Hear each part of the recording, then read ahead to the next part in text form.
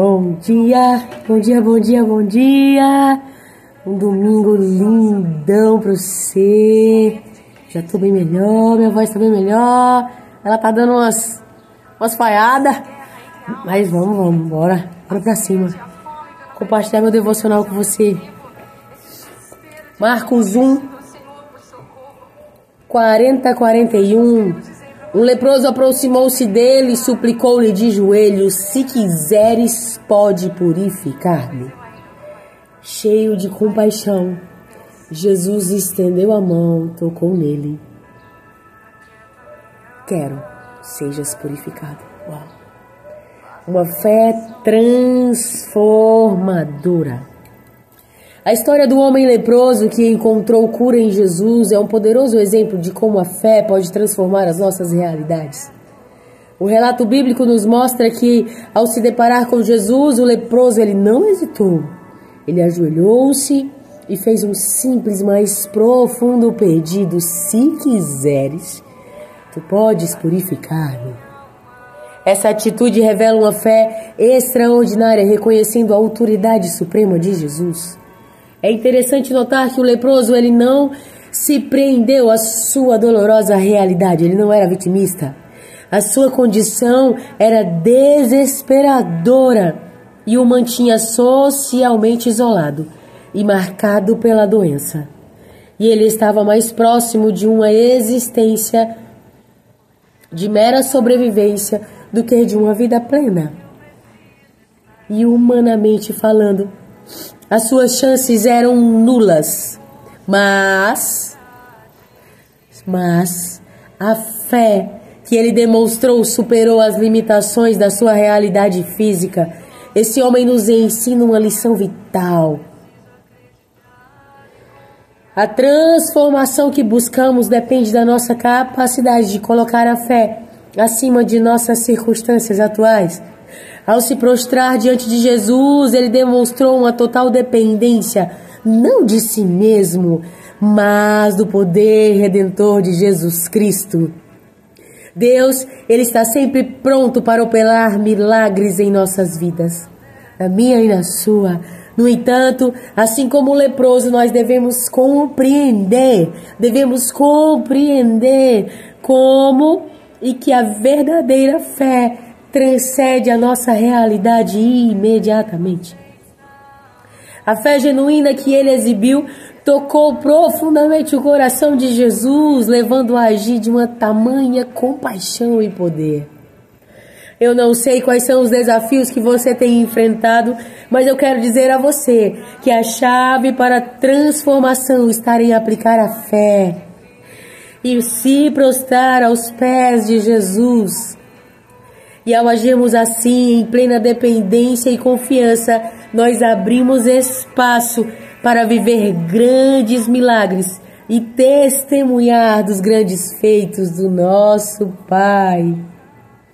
Tenha fé e declare vitória sobre todos os obstáculos que você terá de enfrentar no dia de hoje. Tenha fé e coloque e declare vitória sobre todos os obstáculos que você terá de enfrentar hoje. Uau! Lindo, né? Qual que é o tamanho da nossa fé? Todos os dias eu declaro sobre os meus filhos coisas extraordinárias. Mesmo não estando fisicamente comigo, na maioria das vezes durante a semana, mas eu estou sempre em intercessão sobre eles e sobre os meus amigos.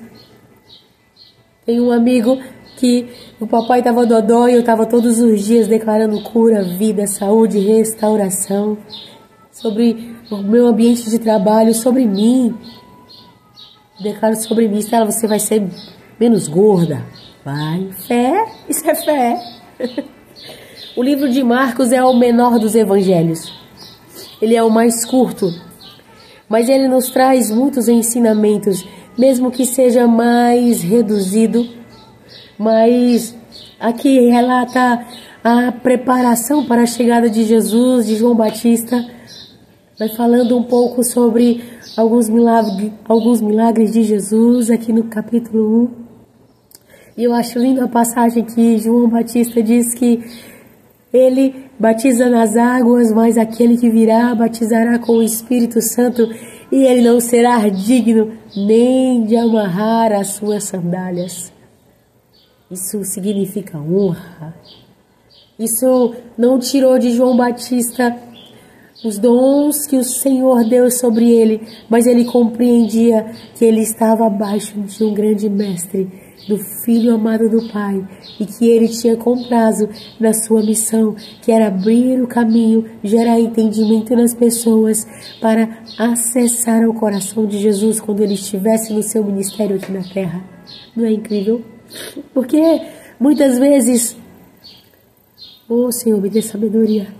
Muitas vezes a gente exerce um cargo profissional e por não sei porquê, mas pela provisão do Senhor, a gente às vezes perde aquele cargo e a gente se entristece porque a gente acha que a pessoa que está atuando neste momento não tem tanta capacidade quanto mim, quanto você que exercíamos isso antes. Não é assim? E não precisamos ser assim. Nós precisamos nos alegrar com as conquistas dos outros e nós precisamos nos capacitar e compreender que existem estações e processos nas nossas vidas. E que se nós estivermos dispostos a fazer o nosso papel, o Senhor vai derramar grandes coisas nas nossas vidas. Marcos também conta sobre o chamado de Jesus com os 12. Ele conta um pouquinho que fala que Jesus era o centro, Jesus chamava para o serviço e Jesus ele chamava para a comunhão. Ele tinha esses elos dentro do ministério dele muito vivo, né? E também fala que Jesus, bem no finalzinho ali do capítulo, Jesus, depois de um dia exaustivo, ele foi para a casa de Simão e disse, lá fala que toda a cidade foi para a porta dessa casa, aleijados e muita cura aconteceu ali naquele lugar. E ali também, primeiramente, Jesus sarou, curou, restaurou a sogra de Pedro que estava doente. E sabe o que me tocou mais? É mesmo diante de um dia cansativo, exaustivo, mesmo diante de uma rotina acelerada, Jesus, antes do amanhecer, ele se levantou e foi para o deserto, para um lugar secreto com o Pai.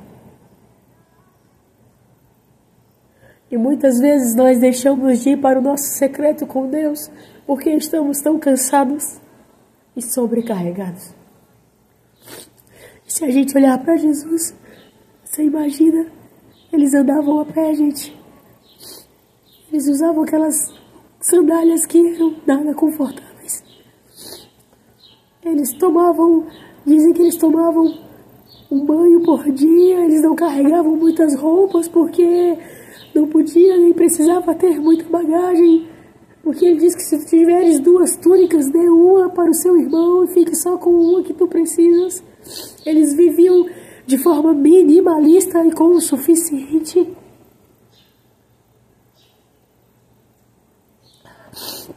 Mas Jesus precisava se abastecer do Pai. E eu e você, como estamos nos abastecendo de Deus? Estamos deixando o nosso cansaço tomar de conta. Tem dia que eu acordo às 4 todos os dias. Mas tem dia que eu acordo às 3 e eu digo, não, Deus, para de graça. Oh. Sábado eu tinha conversado com Jesus que eu ia acordar às 6. Às 3 eu acordei e não dormi mais. Eu disse, isso é coisa do Senhor, né, Pai? Tá beleza. E é nesse secreto, é nesse relacionamento com Deus que nós aumentamos o nosso nível de fé. Que nós acessamos esse nível de fé desse homem. Que nós acessamos esse nível de fé que disse para Jesus: ei, se o Senhor quiser, o Senhor pode me curar, eu acredito nisso. Ele era um leproso, ele era imundo falado e conhecido como imundo. Havia um toque na cidade quando um leproso chegava próximo. Vocês imaginam isso? Quando alguém era cometido da lepra, eles eram colocados em uma cidade separada. E ali eles ficavam. Era uma coisa muito triste. Mas esse leproso, mesmo passando por todas essas circunstâncias horríveis, acessando o coração de Jesus, ele disse: ei, se tu quiseres, me curas. E o Senhor, mediante a fé daquele homem, disse: eu quero, tu estás curado. E é o mesmo Jesus de hoje. Então que nós possamos nos encher dessa fé e olhar para Jesus. E se Jesus, que era Deus e se transformou em servo, ele precisava se abster de si mesmo e se encher de Deus no secreto. Ei, e eu e você que somos e fomos gerados desde pequeno no pecado, precisamos muito, muito do nosso secreto. Nós precisamos muito nos alimentar do nosso Deus, para que o nosso espírito esteja vivificado e maior dentro de nós, para que nós tenhamos essa fé que nada abala, que não tem circunstância nenhuma que vai nos tirar da certeza de quem somos em Deus. Que nosso nível de fé seja aumentado dia após dia. Que a nossa relação com o Senhor seja mais íntima dia após dia. Que o nosso zelo e o nosso apreço pela necessidade, vontade e alegria de estar na presença do Pai cresça dia após dia. Que você possa se apaixonar por Jesus. Que você possa ter cada vez mais sede, mais fome de conhecer a palavra dele, porque assim você vai saber quem tu és verdadeiramente. Pense nisso, se abasteça disso, que assim você vai abrir mão do seu eu, das suas vontades, dos seus desejos. E você, quando estiver diante de uma situação constrangedora, até desafiadora e até de confronto, você vai pensar como que Jesus faria. Sabe que eu penso muito? Eu penso muito o que meu pai Aristóteles faria. Porque o meu pai era muito parecido com Jesus. Eu sou muito privilegiada porque eu tive vividamente a oportunidade de me relacionar com um homem muito parecido com Jesus, sabe? Ele tinha a mansidão, a paciência, a calmaria de Deus. Ele estava sempre em intercessão pelos seus. E aí, às vezes, quando eu me encontro em uma situação de confronto, eu penso: será que o papai ia fazer? Ele ia respirar e rezar. E aí, quando eu tenho vontade de agir com a minha própria vontade de agir com a minha própria vontade, eu penso: rapaz, o papai